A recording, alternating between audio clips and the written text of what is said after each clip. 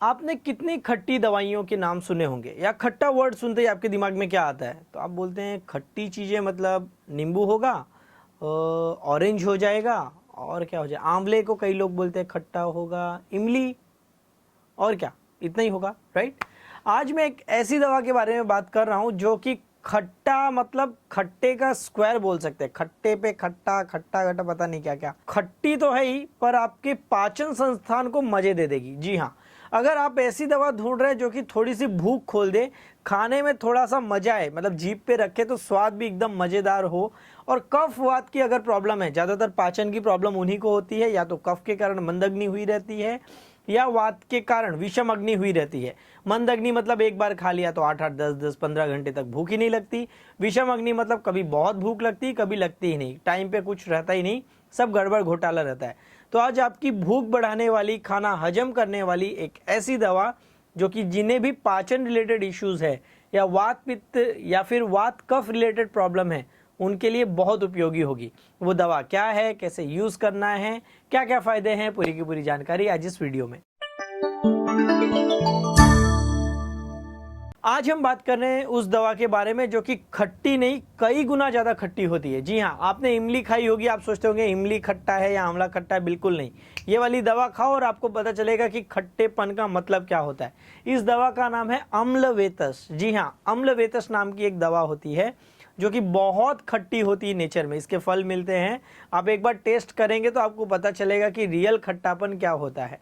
चलिए इसके गुण जानते हैं कि आयुर्वेद में क्या कहा गया है। आयुर्वेद में इसे लघु रुक्ष तीक्ष्ण बोला गया है, अर्थात ये हल्की है, रूखी है और तीक्ष्ण है। फोड़ फाड़ करेगी, जो भी ऑब्स्ट्रक्शन ये सब है उसको ओपन करेगी। और अतिशय खट्टा बोला है, मतलब कई गुना ज्यादा खट्टे नेचर की ये दवा होती है। आप एक पिंच ही जीभ पे रखेंगे तब आपको पता चलेगा। और अम्ल विपाक उष्ण वीर्य, मतलब ये नेचर में गर्म होती है, जब ये आप खाएंगे तो हजम होने के बाद खट्टा टेस्ट पैदा करने वाली होगी। इसे उष्ण वीर्य कहा है, मतलब ये पित्त बढ़ाने का काम करती है। तो आप में से जो भी ठंडे नेचर के लोग हैं, जिनको खाना खाने के बाद बहुत ज़्यादा गैसेस होती है, बहुत ब्लोटिंग होती है, पेट फूल जाता है, जिनको बोलते हैं कि हमें गर्म कुछ भी दे दो चलेगा, मसाले वसाले सब चल जाएंगे, ऐसे में अगर आप एक टेस्टी पाचन की दवा ढूंढ रहे हैं तो अम्लवेतस आपके लिए बनी है। कई पेशेंट्स ऐसे देखने मिलते हैं जो आते हैं और बोलते हैं बिल्कुल भूख नहीं है, कुछ भी फीलिंग नहीं होता, बस घर वाले जबरदस्ती कुछ लाकर रख देते हैं और हमें खाना पड़ता है। या ऐसे कहे कि घर वाले ठूसने को बोलते हैं, हमें कुछ मन से अंदर से आता ही नहीं। खास करके जिन्हें कोई बड़ी बीमारी हुई रहती है, बड़ा ऑपरेशन हुआ रहता है, एक्सीडेंट हुआ रहता है, उसके बाद ये बोलते हैं कि जो भूख का एक सेंसेशन होता है, भूख वाली जो फीलिंग जिसको बोलते हैं, वो पूरी की पूरी गायब हो गई है। ऐसे टाइम पे ये एक ऐसी दवा है कि इसे आप खाने के पहले अगर 2-2 पिंच कम मात्रा में ही ये बहुत अच्छा काम कर देती है, लेते हैं तो ये दीपनम करती है, अर्थात भूख को खोलने का काम करती है। फिर खट्टा होने के कारण इसके फायदे भाव प्रकाश बताते हुए बोलते हैं हृदरोगम, अर्थात हार्ट रिलेटेड जो प्रॉब्लम्स है उसमें बहुत अच्छा काम करेगी।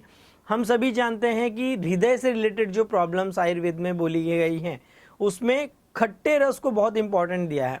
इसलिए उन लोग बिजोरा नींबू या फिर आंवला हो गया उसमें, या दाड़िम्ब हो गया, अनार जिसे बोलते हैं, खट्टा नॉर्मल नींबू हो गया, इमली हो गई, इस तरह की चीज़ों के बहुत सारे वर्णन है कि हार्ट की बीमारी में थोड़ा सा खट्टा रस बहुत अच्छा काम करता है, खून पतला करने का भी काम करेगा, और हार्ट के लिए खट्टे रस को अच्छा माना गया है आयुर्वेद में।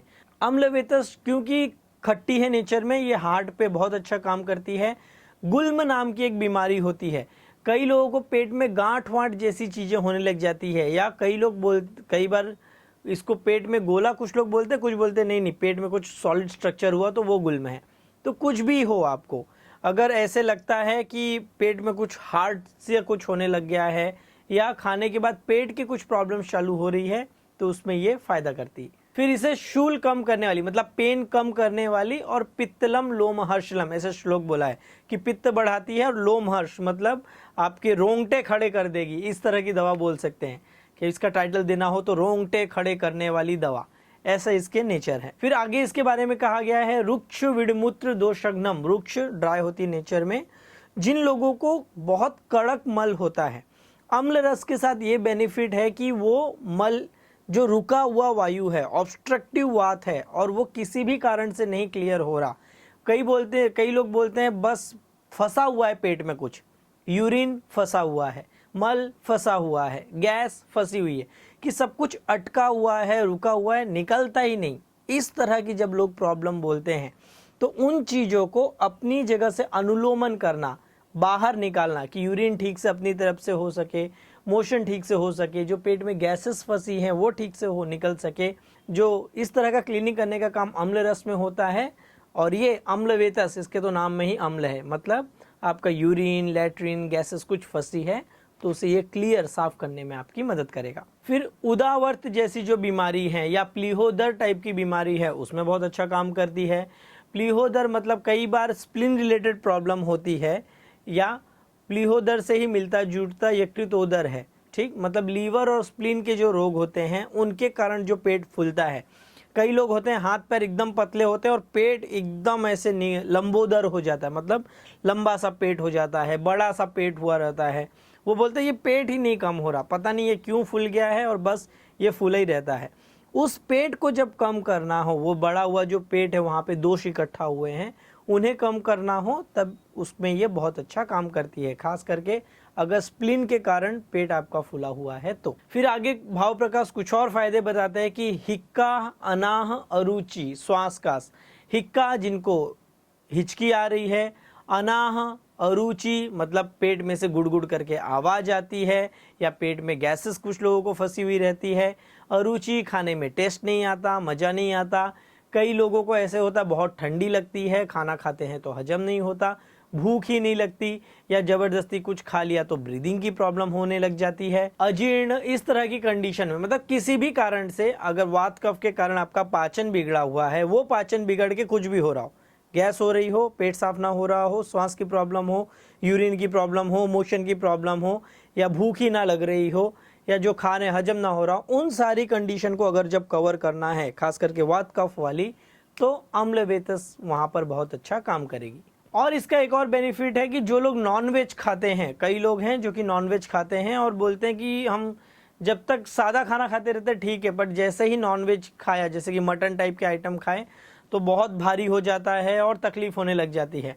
तो ऐसे में आपको अगर एक टेस्टी दवा चाहिए जो कि हैवी से हैवी नॉनवेज वाले जो प्रोडक्ट्स हैं उसको भी पचन करने में मदद करे, तो ये अम्लवेतस उसके लिए आयुर्वेदिक ग्रंथों में बोला गया है। उसके लिए संस्कृत जो वर्ड है वो है छग मांस द्रवत्वकृत, मतलब जो मटन होता है उसे ये हजम करने में मदद करती।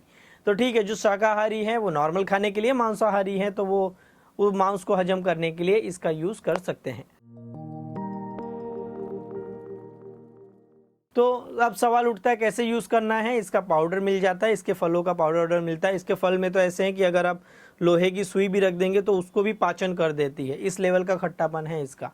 तो क्या करना है कि अम्लवेतस नाम के पाउडर मिलते हैं, वो केवल 1 से 2 पिंच, बस एकदम इतनी कम मात्रा में, मैं तो बोलूँगा एकदम ना के बराबर, थोड़ा सा खाना खाने के पहले सुबह शाम ले लिया तो ये मोर देन इनफ हो जाती है। ठीक, खाने के पहले, खाने के दिन में 2 बार ले लिया 1-1 पिंच, मोर देन इनफ है। हाँ, अगर जिन्हें गर्मी बहुत होती है, पित्त बहुत बड़ा हुआ है, या खट्टी चीज़ों से जॉइंट पेन वेन होता है, खट्टी चीज़ों से कुछ प्रॉब्लम होती है, तो उन्हें अवॉइड करना है क्योंकि ये बहुत खट्टे नेचर की है। बाकी जिन्हें सूट करती है खट्टी चीज़ें, टेस्ट खट्टापन रियल में फील करना हो, इमली, आंवला या फिर अनार वनार, संतरा, इन सब से भी कई गुना ज़्यादा खट्टा टेस्ट चेक करने की इच्छा है तो इसका एक बार टेस्ट ज़रूर लेकर देखिए। ऐसे आप बाकी कौन सी चीज़ों के बारे में जानकारी लेना चाहते हैं कमेंट करके ज़रूर बताएं। तब तक के लिए स्वस्थ रहें, मस्त रहें।